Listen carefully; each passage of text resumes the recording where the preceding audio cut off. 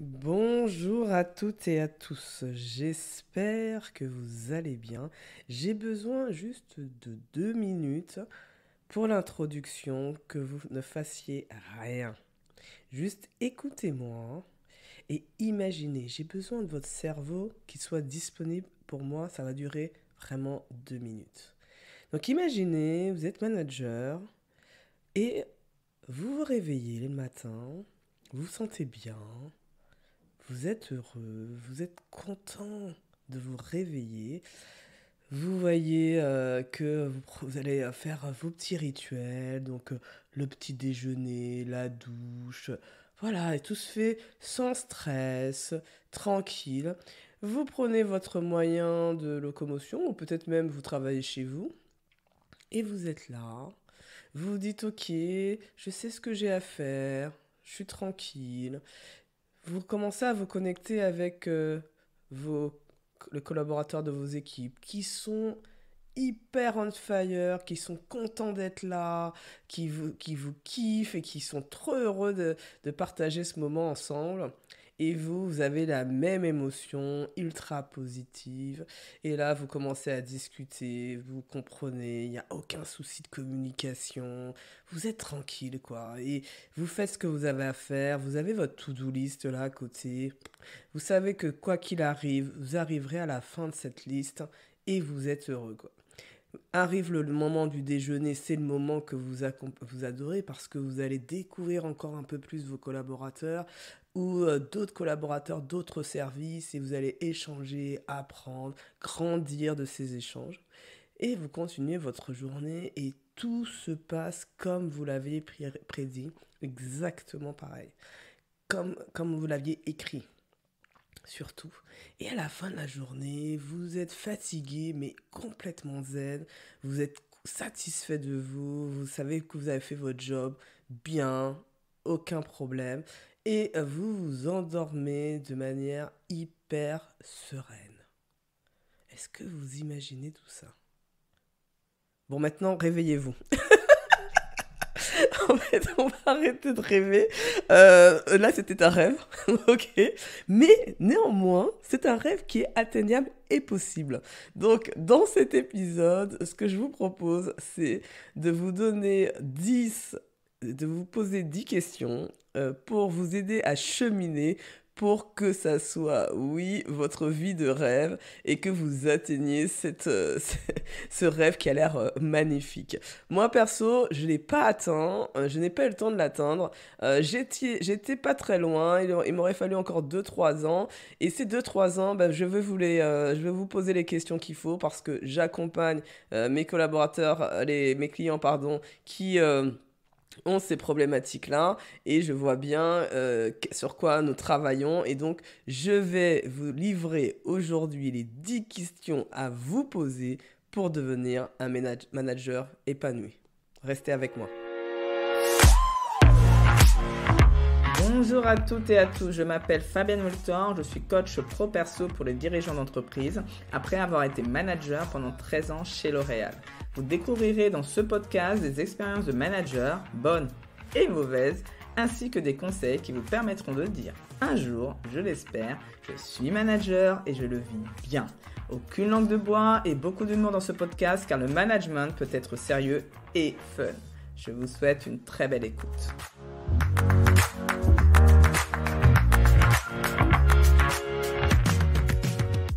Donc maintenant qu'on est bien réveillé, donc vous pouvez refaire votre activité. Inutile de rester statique. Je sais que vous m'écoutez, quoi qu'il arrive, même en faisant autre chose.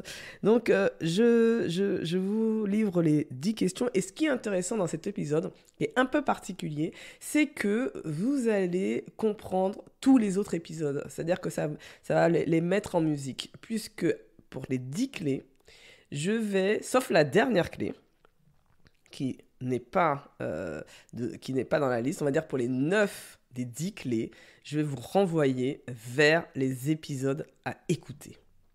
Donc, si vous n'avez pas de quoi écrire, ne vous inquiétez pas, je vais mettre dans le résumé de l'épisode chacune des clés et en face, je mettrai l'épisode à à écouter et je mettrai le lien éventuellement pour vous faciliter la vie si vous voulez l'écouter sur l'ordinateur. Donc, première question pour devenir un manager épanoui. Suis-je au bon endroit? C'est la première question qui a l'air toute simple, mais qu'il est important de se poser avant de développer quoi que ce soit comme compétence. Est-ce que je suis au bon endroit? Est-ce que je suis dans la bonne entreprise? Donc, est-ce que vous partagez les valeurs de l'entreprise? Est-ce que le métier dans lequel vous êtes correspond à vos talents? Est-ce que vous ne vous ennuyez pas? Vous avez la sensation d'apprendre un peu tous les jours parce que c'est un bon indicateur en tout cas de savoir si vous êtes à un bon endroit. Est-ce que vous êtes en train de râler de votre situation? Est-ce que vous êtes plutôt optimiste et serein sur celle-ci? Et donc ça, c'est pour tout ce que je vais dire après, ce n'est valable que si vous êtes au bon endroit. Parce que si ce n'est pas le cas, tout ce que je vais dire après peut avoir du sens dans votre vie de collaborateur, mais pas spécialement dans votre vie de manager. Donc écoutez quand même, parce que ça peut vous projeter sur le après. Mais ce que je vous invite à faire, c'est d'écouter les épisodes 45 et 18 pour pouvoir justement cheminer sur cette question, suis-je au bon endroit? La deuxième clé est, suis-je organisé? Parce que la première chose qui va détériorer votre épanouissement personnel et professionnel, c'est le fait de subir son agenda et de laisser le contrôle de votre agenda aux autres. Donc la première chose que je vous invite à faire, c'est déjà d'être organisé. Je suis organisé pour être plus serein, sereine. Je suis organisé pour gagner du temps. Je suis organisé pour pouvoir mettre aussi des activités qui me mettent en joie. Il y a plein de bonnes raisons à être organisé. Je n'étais pas organisé avant de commencer le développement personnel. J'étais une bordélique qui retenait rien, qui était tout le temps à la bourre, qui était tout était toujours à l'arrache. Aujourd'hui, j'ai pallié, parce que ce qui est bien, c'est qu'on a plein d'outils, pallier ce côté bordélique avec des outils. Donc moi, par exemple, j'utilise Todoist. Dès que j'ai une pensée, j'écris la tâche dans mon téléphone, que j'ai toujours avec moi, et ça me permet de m'enlever cette charge mentale déjà, de garder le truc à faire et de stresser parce que je n'aurais jamais fait, et de pouvoir me dire qu'à un moment donné, je planifie cette tâche. Donc il y a aussi, pareil, des épisodes que j'ai fait au tout début. Alors, vous allez retrouver un peu tous les épisodes, justement, j'en parle dans l'épisode 58, où je parle de savoir aussi poser ses limites, et donc cette capacité à savoir dire non, parce que c'est lié. C'est-à-dire que votre organisation, vous pouvez être la personne la plus organisée, si vous dites oui à tout, à un moment donné, votre agenda ne pourra pas tout absorber. Donc, il y a à la fois, je suis organisé, et à la fois, je sais poser des limites. Et donc, dans l'épisode 58, j'en parle d'ailleurs de bloquer des créneaux virtuels pour des activités, ressources, bien-être, vie personnelle. Donc, d'avoir une sorte de discipline vis-à-vis de la gestion de son temps. Donc, ça, c'est hyper important, parce que sans cette prise de conscience dans le fait de reprendre la main sur votre temps, vous ne pouvez pas continuer après les autres étapes. C'est, on va dire, vous allez être de toute façon submergé par tout ce qui peut arriver sur vous. Donc, ça, c'est la deuxième question à vous poser. La troisième question à vous poser, suis-je quelqu'un de perfectionniste ? Parce que pareil, ça aura une incidence sur votre stress, ça aura une incidence sur votre temps. Donc, l'idée n'est pas de ne plus être perfectionniste, parce que le perfectionniste, ça peut être intéressant quand il est au service de l'excellence. C'est-à-dire que vous avez un point d'honneur à avoir une qualité, une très belle qualité. Et donc, ça peut être votre marque, en fait, qui vous différencie d'ailleurs de vos concurrents, si vous êtes dirigeant, par exemple, ou des autres managers, si vous êtes dans une entreprise, de vous dire que moi, la qualité est importante. Donc c'est pour ça qu'il ne faut pas vous dire de ne plus être perfectionniste. En revanche, ce que vous pouvez faire et que j'explique très bien dans l'épisode 56, c'est de jouer sur le curseur entre...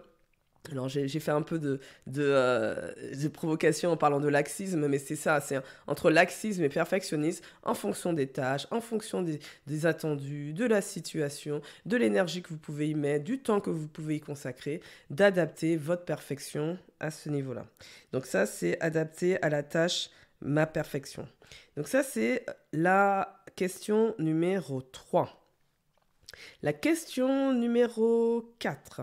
Est-ce que je fais confiance facilement aux autres? Donc ça, c'est pour éviter justement aussi d'être submergé par le fait que vous contrôliez tout le temps et votre capacité, ce que vous devez apprendre en tant que manager, c'est votre capacité à déléguer. Donc la délégation, la première clé pour déléguer, c'est bien évidemment de faire confiance aux autres. Et donc ça, on verra aussi que dans les épisodes 15, 17 et 19, je l'explique très bien sur justement le sens de la délégation, le pourquoi c'est pas si facile de faire confiance aux autres. Pour faire confiance aux autres, il faut déjà apprendre à se faire confiance à soi. On ne peut pas donner sa confiance aux autres si nous-mêmes, nous n'avons pas confiance en nous-mêmes. Donc ça, c'est la première étape aussi. Mais néanmoins, pensez, est-ce que je fais confiance facilement aux autres? La 5e question à vous poser, c'est suis-je exemplaire? Donc ça, j'ai fait un épisode sur l'exemplarité managériale, qui est l'épisode 52, qui est que pour pouvoir après récolter des choses, il faut que vous-même vous donniez. Tu reçois si tu donnes. Par exemple, si tu veux qu'il y ait du respect dans ton équipe, que c'est important qu'il y ait de l'énergie, c'est à toi déjà de devoir, en termes de comportement, être exemplaire sur ça et montrer c'est quoi avoir de l'énergie, c'est quoi être positif, c'est quoi le comportement que je veux dans mon équipe. Parce que après, c'est un cercle vertueux. C'est-à-dire que au début, vous allez devoir mettre de l'énergie, vous devez être exemplaire, vous devez créer de l'ambiance dans l'équipe. Et après, ça va se faire tout seul parce que c'est comme une mayonnaise, ça monte, ça monte, ça monte. Et après, il n'y a plus de soucis. C'est limite, ça fait comme une entité un peu autonome qui sait se gérer en termes d'énergie et d'autonomie. Il y a Karine Bélanger qui nous en avait parlé un petit peu en se disant qu'elle se conditionne le matin même pour se dire « Ok, je sais que j'ai mes petits soucis, je sais que j'ai mes petits problèmes, mais ok, allez, je mets ma casquette de manager épanoui et je suis positive, optimiste et j'y vais. » Le comportement que vous adoptez, vous aurez les mêmes comportements aussi dans vos équipes. Et donc, c'est aussi être exemplaire sur la communication, de comment je communique, comment je fais de sorte à ce qu'il y ait de la fluidité dans les relations, comment je fais de sorte à ce qu'il y ait aussi du respect dont j'ai parlé tout à l'heure. Donc là, posez-vous la question, suis-je exemplaire? Un manager épanoui aujourd'hui est exemplaire. La 6e question que j'ai pour vous, c'est de vous poser la question, ai-je appris à gérer mes émotions? Et plus particulièrement à gérer mon stress. Donc, idem, j'ai fait un épisode sur la gestion des émotions. Pour moi, c'est central aujourd'hui. On doit développer tous notre intelligence émotionnelle. On n'est plus sur le QI, le quotient intellectuel, on est sur le QE, le quotient émotionnel. Pourquoi? Tout simplement parce que le monde nous impose de changer, de se transformer, parce qu'on a tout le temps des sollicitations qui mettent à l'épreuve nos émotions. Si on n'a pas appris à gérer nos émotions, ces émotions, elles sont souvent bien évidemment négatives, parce que les positives, je ne me pose pas la question, mais c'est plutôt les négatives, elles vont nous pourrir et elles vont jusqu'à devenir du stress, et ce stress augmente les pathologies. Donc, il est important comme ce qu'on est en train de vivre, le Covid, comme ce qu'on est en train de vivre avec la guerre en Ukraine, tous ces éléments dont on ne maîtrise pas, nous ne sommes pas acteurs, nous ne pouvons rien y faire. Mais par contre, nous pouvons jouer et travailler sur nos propres émotions et comment on a envie de vivre ce qui est en train de se passer. Ça, en revanche, vous êtes tout à fait acteur de ce ressenti. Donc, vous avez l'épisode 41 pour gérer vos émotions et l'épisode 61 pour apprendre à mieux gérer son stress, qui, vous avez bien compris, les deux étant liés. La 7e question est: êtes-vous responsable de vos actes? Ça aussi, un manager épanoui, c'est quelqu'un de responsable. Il assume ses erreurs, il assume ses actes, que ce soit positif ou négatif. Ça ne veut pas dire qu'il prend toute la responsabilité de ce qui se passe dans l'équipe. Ça veut dire que s'il faut aller au front, s'il faut aller défendre, s'il faut lui-même se mettre en avant, il va le faire et il va prendre toutes ses responsabilités. Il ne va jamais dire que c'est la faute des RH, que c'est la faute du chef, que c'est la faute, etc. Il va prendre, parce que c'est lui aussi qui a décidé de prendre ou pas les injonctions, les directives de là-haut, et que s'il l'a fait, même si ça ne lui plaisait pas, il sait aussi pourquoi. Donc il a aussi réfléchi à tout ça. Donc, je vous invite à écouter l'épisode d'ailleurs qui a été le plus écouté depuis le début de Je suis manager et je le vis bien, qui est l'épisode 45, dans lequel je parle d'un concept qui a, je pense, beaucoup plu, qui est l'échelle des comportements responsables. Donc ça, c'est pour la 7e question. Êtes-vous responsable de vos actes? La 8e question que vous devez vous poser, et qui pour moi un cheminement continu, c'est: ai-je confiance en moi? Ai-je une bonne estime de moi? Est-ce que je sais m'affirmer vis-à-vis des autres? Toutes ces 3 composantes sont liées, sauf que ça ne demande pas à travailler de la même façon.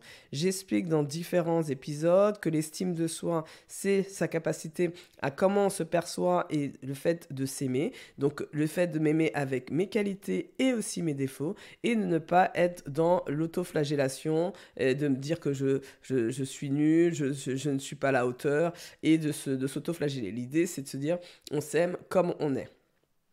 Donc ça, c'est l'estime de soi. La confiance en soi, c'est plutôt la capacité à faire malgré la peur, c'est-à-dire que l'envie dépasse les peurs, parce que confiance en soi ne veut pas dire ne pas avoir peur. On a la peur, mais on arrive à agir malgré la peur. Et donc là, c'est quand on sort de nos zones de confort, comment on est à l'aise ou pas. Et donc c'est pour ça que la confiance en soi évolue à chaque fois, puisque si vous êtes quelqu'un qui aimait vous mettre des challenges à chaque fois, la confiance en soi, à chaque fois que vous commencez un nouveau challenge, elle diminue, et puis elle remonte à force de faire et d'expérimenter le nouveau challenge que vous êtes en train de mener.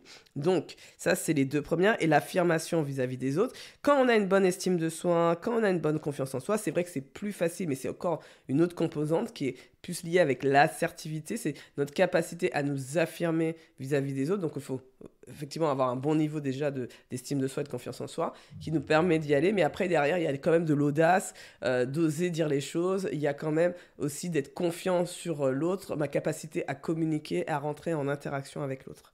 Donc ça, c'est les 3 composantes, on va dire.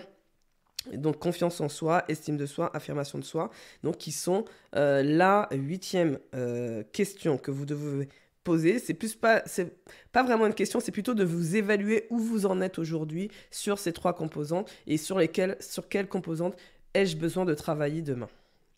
La 9e question que vous devez vous poser, c'est: est-ce que je sais adapter ma communication à chacun et j'accepte les singularités des autres. Donc ça, c'est dans l'épisode 62 que vous allez trouver cette adaptation communication. J'en parle aussi à plusieurs épisodes, mais dans les récents où j'ai commencé à synthétiser un petit peu plus, là, vous avez vraiment toutes les clés pour y arriver. Donc vous savez quoi faire, dans quel ordre.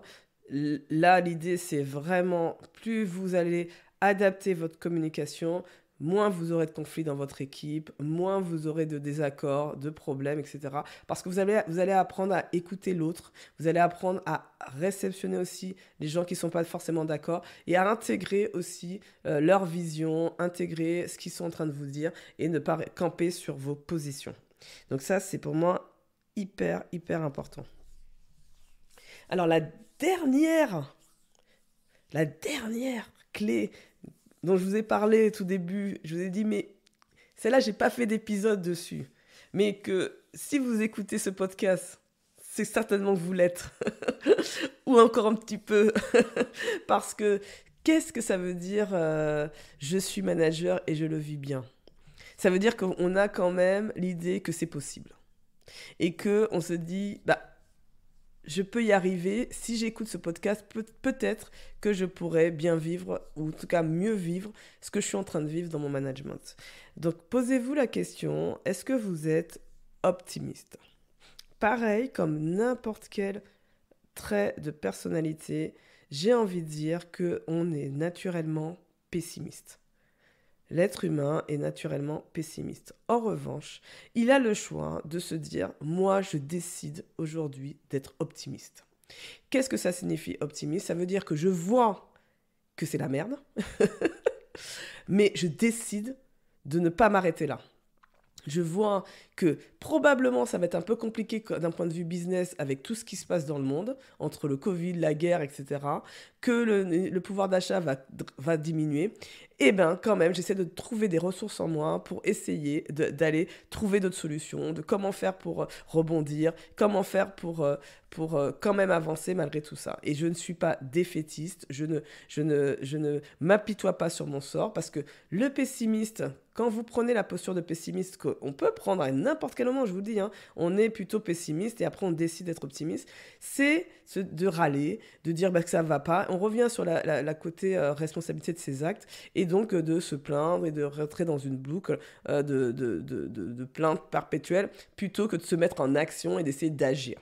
Donc l'optimiste, lui, il agit et puis il a un rapport à l'échec qui est un petit peu différent. C'est-à-dire que lui, il a bien compris que l'échec, ça permet de grandir, l'échec, ça me permet d'expérimenter, l'échec, voilà. Donc il a un rapport aux erreurs, aux échecs qui est un peu différent. Donc j'en parle dans l'épisode 59, donc je vous invite à l'écouter et vous allez voir que je suis sûr que si vous êtes encore un peu le curseur, un peu trop sur le pessimiste, j'espère que ça va vous aider à embrasser la posture d'optimiste. Récap rapide, parce que là je suis en train de dépasser le temps, c'est ce que je suis en train de voir. Donc alors, première question, suis-je au bon endroit? Deuxième question, suis-je organisé? Troisième question, suis-je perfectionniste? Quatrième question, est-ce que je fais confiance facilement aux autres? Cinquième question, suis-je exemplaire? Sixième question, ai-je appris à gérer mes émotions et plus particulièrement à gérer mon stress? Septième question, êtes-vous responsable de vos actes? Huitième question, ai-je confiance en moi? Ai-je une bonne estime de moi? Est-ce que je suis capable de m'affirmer vis-à-vis des autres? Neuvième question, est-ce que je sais adapter ma communication à chacun et j'accepte les singularités des autres? Et dixième et la meilleure, êtes-vous optimiste? Donc, j'espère sincèrement que cet épisode vous aura plu. Je vous souhaite une très, très belle fin de journée, semaine, et je vous dis à très vite. Si cet épisode vous a plu, je vous remercie de me le faire savoir avec un 5 étoiles. Cela m'encouragera énormément. Je compte sur vous pour partager ce podcast à vos collègues, amis managers ou dirigeants d'entreprise. Dernier point, vous connaissez des dirigeants authentiques et bienveillants que vous aimeriez mettre en avant? Proposez-moi, s'il vous plaît, leur nom via mon site internet.